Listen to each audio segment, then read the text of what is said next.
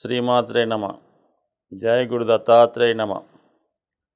ఈ వీడియోలో మనం 2024 సంవత్సరం మే 1 నుంచి 15 మధ్యలో జరగబోయే పక్ష ఫలితాలు ధనుస్సు రాశి వారికి ఏ విధంగా ఉండబోతున్నాయి అన్న విషయాన్ని పరిశీలిద్దాం. సహజంగా ధనుస్సు రాశి వారికి గురువు యొక్క బలాన్ని బట్టి ఈ జాతకం ఆధారపడి ఉంటుంది. మరి మొన్నటి వరకు అంటే ఈ నెల 30 వరకు కూడా, ఏప్రిల్ 30 వరకు గురువు అనుకూల స్థానంలో ఉండడం, శని భగవానుడు కూడా అనుకూల స్థానంలో ఉండడం వల్ల చాలా వరకు అనుకూలమైన ఫలితాలు రావడమే జరిగింది. మరి ప్రస్తుతం ఈ 1వ తారీఖు నుంచి గురువు 6వ స్థానంలోకి మారడం జరిగింది. అంటే ఒక విధంగా 6 శత్రు రోగ రుణస్థానం. అంటే మరి జన్మజాతక చక్ర ప్రకారం రాష్ట్రాధిపతి 6వ స్థానంలో ఉంటే, లగ్నాధిపతి 6లో ఉంటే జాతకం అంత బాగా రాణించదని, నిరంతరం మరి శత్రువుల వల్ల ఇబ్బంది పడడం కానీ, రోగాల వల్ల ఇబ్బంది పడడం కానీ, బంధు విరోధాలు కామన్గా నడుస్తూ ఉంటాయి. పైపెచ్చి గురువు కూడా శత్రుస్థానంలో సంచరించడం వల్ల మరి వాళ్ళ ఏజ్ని బట్టి అనారోగ్యమా లేదంటే రుణాల అన్నది ఆధారపడి ఉంటుంది. అయితే ముఖ్యంగా మాత్రం స్థిరాస్తికి సంబంధించిన విషయాల్లో మరి లావాదేవీలు, ఆస్తి పంపకాల విషయంలో అభిప్రాయ భేదాలు, గతంలో ఏమైనా స్థిరాస్తి మీద రుణం తీసుకొని ఉంటే దానిపైన ఒత్తిడి, ఇలాంటి కొంత ఒత్తిడి మాత్రం ఖచ్చితంగా ఉంటుంది. అయితే వృత్తి సంబంధించిన విషయాల్లో 2, 6, 10 యాక్టివేట్ అవ్వడం వల్ల మరి కొత్తగా ఎవరైనా ఉద్యోగంలో ప్రవేశిద్దాం అనుకున్న వాళ్ళకి ఇది కొంతవరకు సహకరిస్తుంది.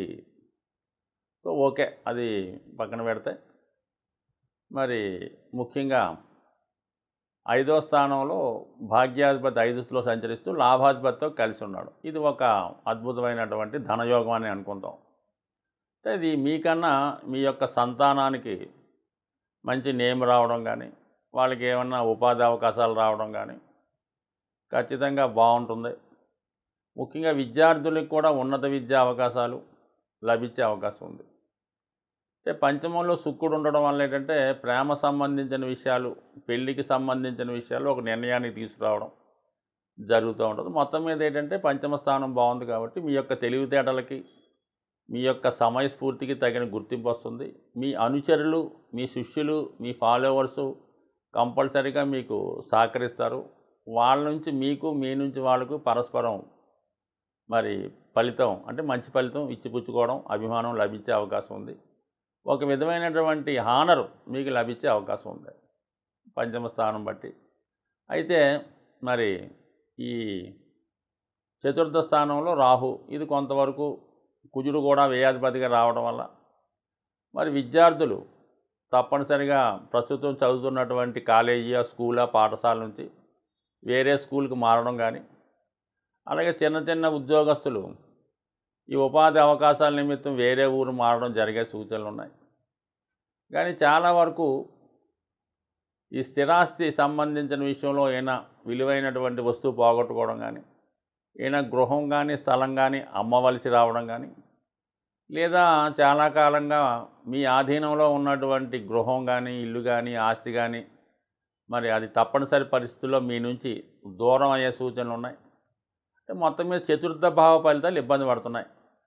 ఎందుకు, అక్కడ రాహువు, కుజుడు అలాగే బుధుడు కూడా ఉండడం వల్ల, బాధ కూడా అవటం వల్ల స్థిరాస్తి సంబంధించిన విషయాల్లో అన్నదమ్ములతో విభేదాలు, అలాగే ఇంట్లో మీరు అద్దెకి ఇంట్లో ఉంటే హౌస్ ఓనర్తో ఇబ్బందులు, మీరు ఎవరికైనా ఇల్లు అద్దెకి ఇచ్చుంటే వాళ్ళ ఇబ్బందులు, ఈ విధంగా చాలా చికాకులు స్థిరాస్తి విషయంలో ఏర్పడతాయి. సో ఇక దశమంలో కేతువు, మరి దశమాధిపతిగా ఉన్నటువంటి బుధుడు మరి ఈ మే 10వ తారీఖున పంచమ స్థానంలోకి రావడం, ఇది తప్పనిసరిగా ఉద్యోగంలో ఏదో ఒక మార్పు ఏర్పడే అవకాశం ఉంది. అయితే 10వ తారీఖు తర్వాత ఒక ఉన్నత విద్యా యోగం ఏర్పడుతూ ఉంటుంది. అంటే ఇక్కడ 5వ తారీఖు 10వ తారీఖు తర్వాత బుధుడు రవితో కలిసి ఉండడం వల్ల అంటే 10 నుంచి 14 మధ్యలో బుధాదిత్య యోగం ఏర్పడుతుంది. 19వ తారీఖు వరకు శుక్రుడితో కలిసి బుధుడు సంచరించడం వల్ల ఉన్నత విద్యా యోగం ఏర్పడుతుంది కాబట్టి మరి ఈ సమయంలో ఈ విద్యార్థులు ముఖ్యంగా ఏదన్నా పోటీ పరీక్షలో ఏదో మరి మెడికలో ఐఐటియో ఏదన్నా ఉన్నత విద్య కొరకు ఆశించే వారికి తప్పనిసరి విజయ అవకాశాలు ఉన్నాయి. ఇది ఏదైనా విద్యార్థులకి చాలా బాగుంది. 6వ స్థానంలో గురువు అయితేనే, 5వ స్థానంలో రవి బుధ శుక్రులు అయితేనే, అలాగే 4వ స్థానంలో ఉన్నటువంటి పాపగ్రహాలు విదేశ ప్రయత్నాలు చేస్తున్న వాళ్ళకి, ప్రస్తుతం ఉన్న స్థలం నుంచి మారదామన్న వాళ్ళకి అనుకూలంగా ఉన్నాయి. అంటే ఇవన్నీ ఫలితాలు జరగాలన్నా కూడా శని అనుకూలంగా ఉండాలి కదా. మరి శని భగవానుడు కూడా ఖచ్చితంగా మరి 3వ స్థానంలో ఇంచుమించుగా మీకు సంచరించడం వల్ల మరి ఒక విధంగా మంచి ఫలితాలే ఈ రాశి వారికి. విద్యా సంబంధించిన విషయాల్లో మంచి విషయాలు ఉన్నాయి. ఆస్తి సంబంధించిన విషయాల్లో అంత అనుకూలమైన ఫలితాలు లేవు. ఫైనాన్స్ సంబంధించిన విషయాల్లో కూడా ఇబ్బందులు ఎదురవడం జరుగుతున్నాయి. అలాగే ఆరోగ్యపర విషయంలో కూడా కొంత జాగ్రత్త తప్పనిసరిగా తీసుకోవాల్సి ఉంటుంది. అలాగే వృత్తిలో కూడా తప్పనిసరిగా కొన్ని మార్పులు ఇండికేట్ చేయడం జరుగుతూ ఉంటుంది. సో ఏదైనా ఈ ధనుసు రాశి వారికి చాలా వరకు ఈ రాబోయే 15 రోజుల్లో ధనుసు రాశి వారికి ఎలా ఉండదంటే చాలా వరకు ఎంత కష్టపడ్డా కూడా మరి ఫలితం చివరికి వరకు వచ్చి మిస్ అవ్వడం జరుగుతూ ఉంటుంది. అలాగే వీడు పొందినటువంటి కష్టపడినటువంటి ఏదైనా విషయాన్ని ఇతరులు దాన్ని బాగా ఎంజాయ్ చేస్తూ ఉంటారు. ఇతను ఏదో ఒక వ్యాపారాన్ని స్టార్ట్ చేసి కొంతకాలం దాన్ని అభివృద్ధి చేసిన తర్వాత దాన్ని ఇతరులు దాన్ని తీసుకోవడం కానీ వాళ్ళు అనుభవించడం కానీ జరుగుతూ ఉంటుంది. లేదంటే ఇతను ఏదన్నా ఒక ఫార్ములా కనిపెట్టిన ఒక ప్రాజెక్ట్ వర్క్ తయారు చేసిన ఆ ప్రాజెక్ట్ వర్క్ ఇతరుల చేతికి వెళ్ళి వాళ్ళు దాన్ని వాళ్ళు సొంతంగా భావించి వాళ్ళు ఇంప్రూవ్ చెందడం జరుగుతుంటుంది. సో జాతకుడు కూడా ఎంత సామర్థ్యం ఉన్నా కూడా చాలా వరకు ఇతరుల మీద ఆధారపడుతుంటాడు. ఇతరుల అభిప్రాయాలు అడిగి వాళ్ళకి వీళ్ళ యొక్క గుట్టుని అందిస్తూ ఉంటాడు. సో అందువల్ల ఏంటంటే ఈ రాశి వారికి ఎంత తెలివితేటలు ఉన్నా కూడా ఇతరుల మీద ఆధారపడడం, ఆ కారణం వల్ల ఏంటంటే ఇతని తెలివితేటలు ఇతరులు వాడుకుంటూ ఉంటారు. వాళ్ళ జీవితంలో పైకి రావడం జరుగుతూ ఉంటుంది. సో వీళ్ళకి నామమాత్ర ఫలితం వస్తూ ఉంటుంది. వీళ్ళు కనిపెట్టిన దానివల్ల వీళ్ళు కష్టపడిన దానివల్ల ఇతరులు ఎక్కువ ఫలితాన్ని పొందుతూ ఉంటారు.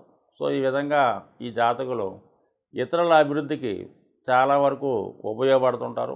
ఏదైనప్పుడు కూడా ప్రస్తుతం శని భగవాను అనుకూలత ఉండడం వల్ల ప్రతినిత్యం వీళ్ళు శివుని యొక్క ఆరాధన, ఓం నమ శివాయ అనే శివ పంచాక్షరి పారాయణ, నెలకొకసారి శివుడికి అభిషేకం చేసుకోవడం వల్ల మరి ఖచ్చితంగా అది శివుడికి ఆరాధన చేసుకోవడం వల్ల గురువు కూడా అనుకూలమైన ఫలితాలు ఇచ్చే అవకాశం ఉంది. కాబట్టి కంపల్సరిగా ఈ గురువు 6వ స్థానంలో ఉన్నంత వరకు కూడా దక్షిణామూర్తి మనకి అందుబాటులో లేకపోతే శివుడిని ఆరాధన వల్ల ఖచ్చితంగా జాతకుడు విజయాన్ని పొందే అవకాశం ఉంది. సాధారణంగా గ్రహాల యొక్క దోషాలు మనకి ఇబ్బంది పెడుతున్నప్పుడు దానికి వివిధ మార్గాల ద్వారా పరిహారం చేయడం జరుగుతుంటుంది. ముఖ్యంగా వివాహం ఆలస్యం అవుతున్నా, ఆర్థికపరమైన సమస్యలున్నా, ముఖ్యంగా ఆరోగ్యం బాగోపోయినా ఎక్కువగా శివుడికి వివిధ రకాలుగా అభిషేకాలు చేయడం వల్ల ఆ సమస్యల నుంచి బయటపడడం జరుగుతూ ఉంటుంది. అది ఇది కన్యాపాశుపతం అని, వరపాశుపతం అని వాటి స్థాయిని బట్టి ఉంటుంది. ఇప్పుడు కామన్గా ఇప్పుడు ఉన్నటువంటి ఎండాకాల సీజన్ ప్రకారం అందరికీ ఉపయోగపడే రెమెడీ ఇది. ఈ మామిడి పళ్ళు సీజన్ కాబట్టి మంచి మామిడి పళ్ళ యొక్క రసాన్ని తీసి అది శివుడికి అభిషేకం చేయడం వల్ల మరి గురుగ్రహం ద్వారా వచ్చినటువంటి ఇబ్బందులు ఖచ్చితంగా తొలగే అవకాశం ఉంది. సో ఈ విధంగా మామిడి పళ్ళతో తీసిన రసాన్ని శివాలయంలో విధి విధానంగా అభిషేకం చేయడం వల్ల ముఖ్యంగా ఆర్థికపరమైనటువంటి సమస్యలు, సంతానం ఆలస్యం అవడం అలాంటి విషయాలు, అలాగే మరి కోర్టు సమస్యలు, ఆరోగ్య సమస్యలు అంటే శివుడు తలుచుకుంటే ఇవ్వంది ఏముంది. అయితే అంటే గురువుకు సంబంధించినటువంటిది కాబట్టి గురువు కారకత్వాలు అనేటువంటి సంతానం, ఆర్థిక విషయాలు, ఆరోగ్యం, జ్ఞానం, విజ్ఞానం, ముఖ్యంగా విద్యార్థులకి చదువు కావలసినటువంటి ర్యాంక్ రావడం ఇవన్నీ కూడా అనుకూలించే అవకాశం కాబట్టి మామూలుగా ఏదైనా ఒక భగవంతుడి కార్యక్రమం చేపట్టినప్పుడు మనం ఎప్పుడన్నా ఒక అమ్మవారు ఉన్నారు, నిమ్మకాయల యొక్క మాలని హారంగా మాలగా వేసినప్పుడు ఎటువంటి మచ్చలేనివి శ్రేష్టమైనవి ఎన్నుకోవడం. అలాగే ఇప్పుడు ఈ మామిడి పళ్ళు కూడా మరి భగవంతుడు సమర్పించాయి కాబట్టి ఏమాత్రం పాడవకుండా చాలా శ్రేష్టమైనవి, ఒరిజినల్గా పండినవి, అంటే ఏదో రంగు వేసి పండించినవి కాకుండా ఒరిజినల్గా పండినవి రసం పిండి ఖచ్చితంగా మీకు విధి విధానంగా అభిషేకం చేయడం వల్ల 100% ఫలితం రావడం అనేక వేల జాతకాల్లో ప్రూవ్ అవడం జరిగింది.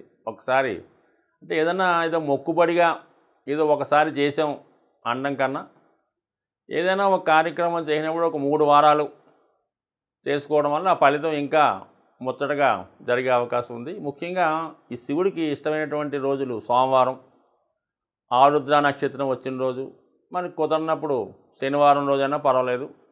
ఇప్పుడు ఈ రెమెడీ పర్టికులర్ గురువారం రోజు, అంటే గురువుకు సంబంధించిన పరిహారం కాబట్టి గురువారం రోజు శివాలయంలో శివునికి ఈ మామిడి పళ్ళ రసంతో అభిషేకం చేయడం వల్ల 100% మరి ప్రస్తుతం ఏ సమస్య అయితే ఎదుర్కొన్నారో ఆ సమస్య మరి ఈ ఎండలు తగ్గే లోపల తగ్గే అవకాశం ఉంది. స్వస్తి.